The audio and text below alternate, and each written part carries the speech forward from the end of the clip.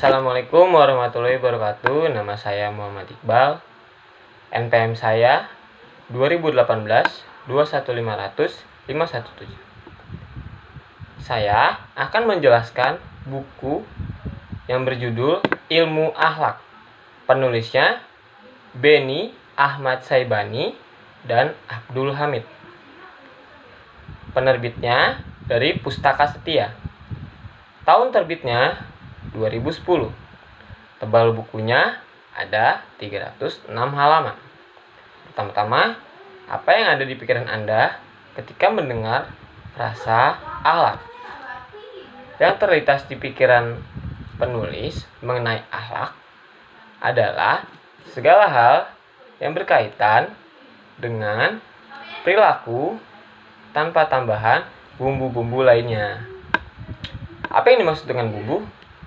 Nah, dalam buku ini tidak hanya dibahas mengenai akhlak, melainkan juga mengenai berpolitik, beragama, berumah tangga, dan akhlak jual beli. Tetapi ada juga landasan akhlak filosofis dan landasan akhlak praktis. Pada dua bagian buku ini mendapat bumbunya, yakni bumbu filsafat. Bahkan dalam sebuah diskusi, ada salah seorang rekan yang bertanya, mengapa dalam mata kuliah ilmu akhlak cukup kental dengan ilmu filsafat? Berbagai istilah yang berbau filsafat seperti idealisme, behaviorisme, pragmatisme, dan istilah yang cukup asing bagi mata kuliah ilmu akhlak sering muncul pada buku ini. Selain filsafat, dalam buku ini juga dibahas mengenai hal yang berbau psikologi. Saya sempat berceloteh, kita sedang belajar psikologi agama, bukan ilmu akhlak. Karena dalam beberapa unsur psikologis yang kental pada buku ini. Kendati pembahasannya bercampur, susunan bab dalam buku ini juga cukup ngacak. Ibarat menonton film Christopher Nolan dan Martin Scorsese.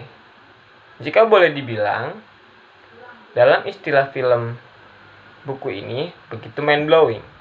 Sebagai contoh, bab yang membahas mengenai hikmah mempelajari ilmu akhlak justru disimpan pada bab 4 alih-alih pada bab akhir. Sementara pada bab akhir justru disimpan pokok-pokok akhlak mengenai berpolitik, berdagang, dan berumah tangga. Mempunyai alur yang tidak menentu atau mengacak, dan ada beberapa bahasa yang cukup sulit untuk dimengerti oleh kalangan orang awam. Dan oleh karena itu, penulis menganjurkan pasar yang layak untuk membaca buku ini. Dan memang kalangan-kalangan akademis seperti ini, dosen atau mahasiswa. Meskipun demikian, buku ini cukup komplit seperti yang sudah dibahas sebelumnya. Buku ini tidak hanya membahas mengenai perilaku manusia. Jika dipresentasikan, buku ini membahas sekitar 60% mengenai akhlak, sementara sisanya adalah mengenai aspek psikologi dan filsafat. Jika Anda mencari buku akhlak yang